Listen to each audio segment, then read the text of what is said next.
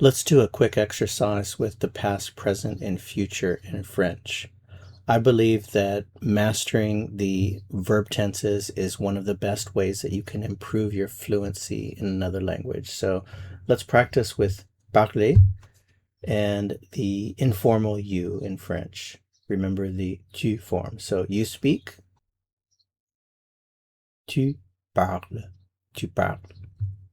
You are going to speak, tu vas parler, tu vas parler. And finally, you spoke.